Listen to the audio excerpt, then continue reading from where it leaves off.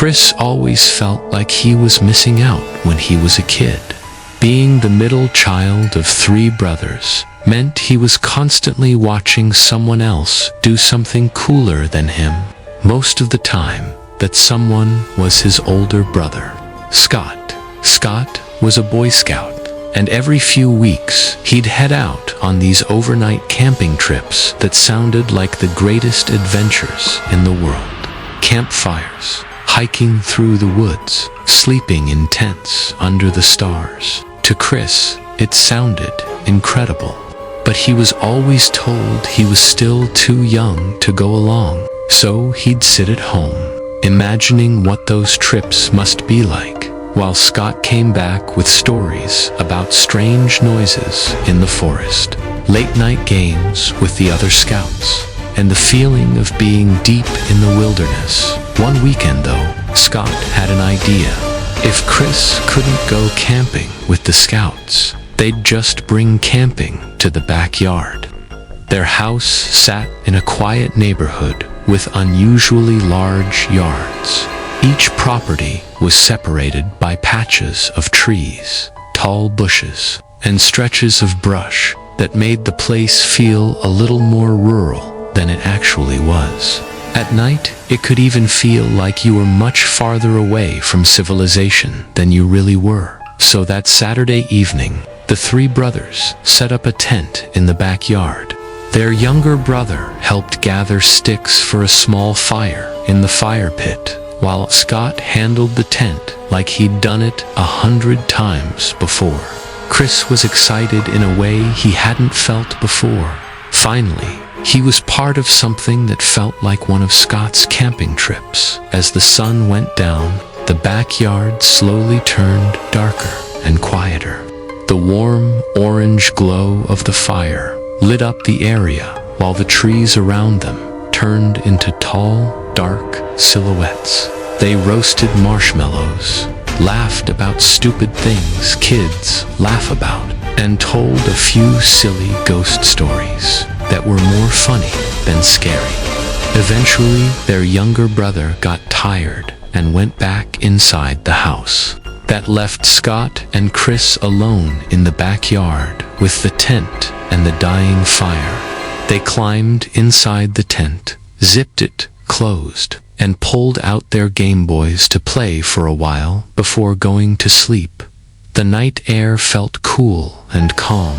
Crickets chirped somewhere in the distance, and every now and then the trees rustled gently when a breeze passed through. Chris was having a great time, but eventually his eyes got heavy. The last thing he remembered was the dim glow of the Game Boy screen in the dark tent and Scott sitting across from him at some point later in the night. Chris woke up. At first, he wasn't even sure why. Everything felt quiet, too quiet. His Game Boy was off, the tent was dark, and the fire outside had mostly burned down. Then he noticed something strange. Scott wasn't there. Chris rubbed his eyes and sat up a little, expecting maybe Scott had stepped outside for a moment. But something about the tent made his stomach twist. The zipper was still closed, completely closed. That meant if Scott had left, he would have had to unzip it, and Chris would have heard that. Suddenly, the backyard didn't feel like a fun camping adventure anymore. It felt huge and dark and unfamiliar. Trying not to panic, Chris slowly crawled closer to the front of the tent. His heart was starting to beat faster. He carefully pulled the zipper down just a tiny bit so he could peek outside, and that's when he saw him. A grown man was sitting by their fire pit. Man had his back turned toward the fire, but his face pointed directly at the tent. The flames had mostly died out, leaving just enough glowing embers to faintly light the man's silhouette. Chris couldn't clearly see his face, but he could tell one thing for sure. The man was staring straight at the tent. Chris's entire body went cold. This wasn't Scott. This wasn't a neighbor. This was a stranger, sitting in their backyard. In the middle of the night, Chris immediately pulled the zipper back up as quietly as he could. His hands were shaking so badly, it took him 2 tries to close it all the way. He dove into his sleeping bag and pulled it over his head, trying to make himself as small and quiet as possible. For a few seconds, nothing happened. The backyard stayed silent. Chris told himself maybe the man would just leave. Maybe he was just passing through. But then something changed. A shadow moved across the tent. The faint moonlight that had been shining through the fabric suddenly disappeared. Like something large had stepped between the tent and the sky, Chris froze. Then he heard it, the slow sound of the zipper. Someone outside the tent was pulling it down, not fast, not aggressively, slowly. Chris held his breath. Every tiny movement sounded loud inside his own head. The zipper kept sliding downward, inch by inch. Then it stopped. There was now a small gap.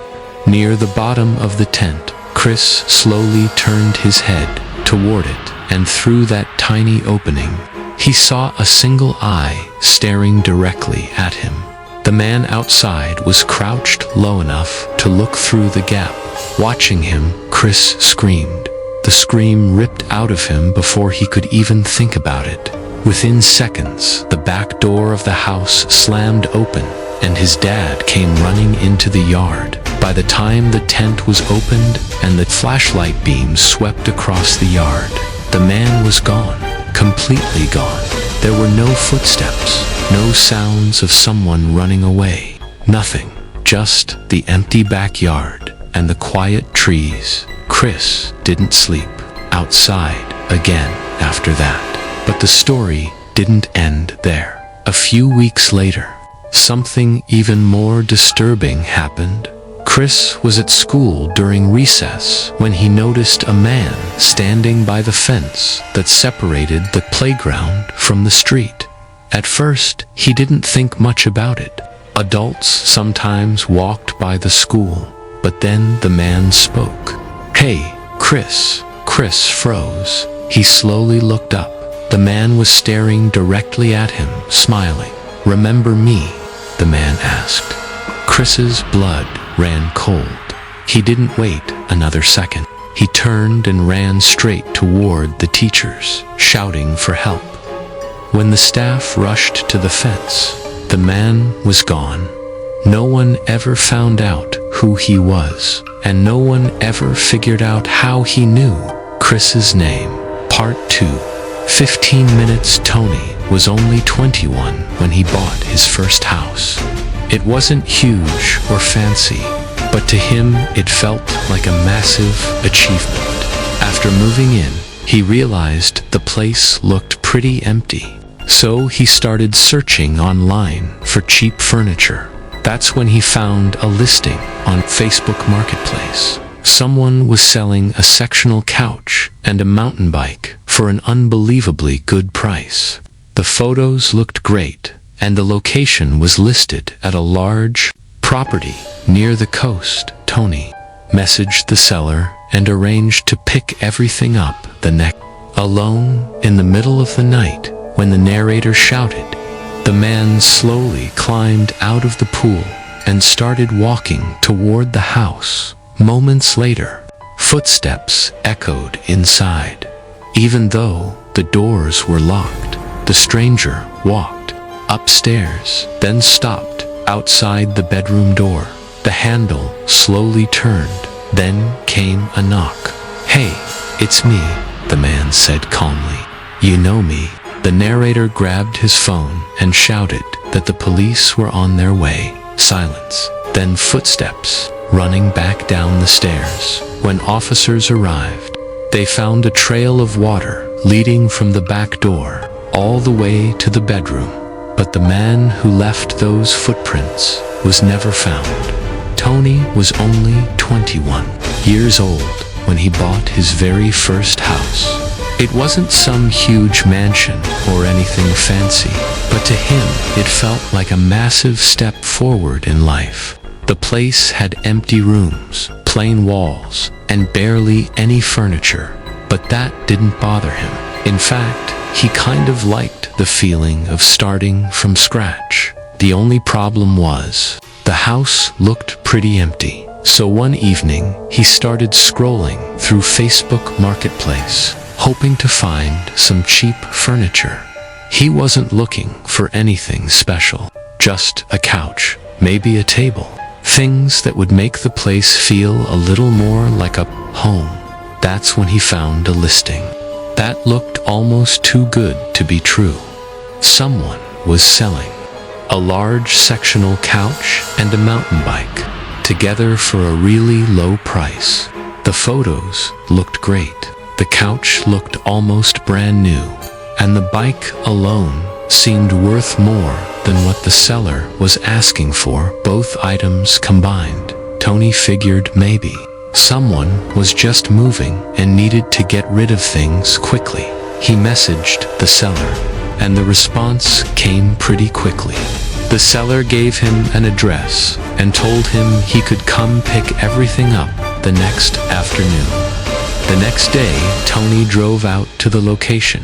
The address led him toward the coast, and eventually he turned onto a quiet road lined with large houses. When he pulled up to the property, he was honestly surprised. The place looked enormous. It sat near the edge of a cliff with a perfect view of the Pacific Ocean, and the house itself looked more like a mansion than a normal home.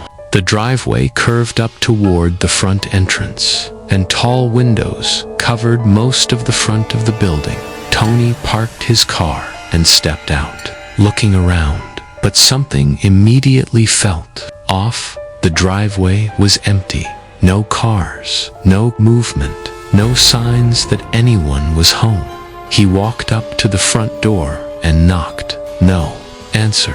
He waited a few seconds and knocked again, a little louder this time. Still nothing. That's when he noticed a small piece of paper taped to the door. It was a handwritten note. It simply said, "Use back entrance." Tony stared at it for a moment. It was a little strange, but not enough to completely alarm him. Maybe the owner was in the backyard or working somewhere around the property. So he walked around the side of the house. As he reached the backyard, the view suddenly opened up in front of him. The cliff dropped straight down to the crashing waves below, and the ocean stretched endlessly toward the horizon. The afternoon sun reflected off the water, making everything glow in shades of blue and gold. For a moment, Tony just stood there, staring. It was one of the most beautiful views he had ever seen. Then he remembered why he was there. He walked up to the back door and knocked. Nothing. Waited.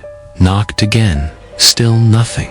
Tony leaned slightly closer to the glass to see if he could hear movement inside the house, but everything seemed quiet. He checked his phone to see if the seller had messaged him. Again, nothing. For a moment he considered just leaving. But since he had already driven all the way out there, he figured he'd give it another minute. While waiting, he slowly walked closer to the edge of the backyard, looking out over the ocean again. The waves crashed against the rocks far below, and the wind carried the sound upward toward the cliff. After a minute or two, Tony turned around to head back toward the house. And that's when his stomach dropped. Single window had someone standing in it. At first, his brain didn't even process what he was seeing. There were tall windows across the back of the house, and in each one, there was a person standing completely still. One person per window. None of them were moving. None of them were talking. They were just standing there, watching him. And the thing that made it even worse, every single one of them was smiling. Not a friendly smile. Not the kind of smile someone gives when greeting a visitor. These were wide, strange smiles that looked completely unnatural. Tony felt his chest tighten instantly. His brain started racing. Where had they come from? Had they been standing there the whole time while he was knocking on the door? Why hadn't any of them answered? For a second he thought about saying something, maybe waving, but something deep in his instincts screamed at him not to dot. So he did the only thing that fucked everything up the next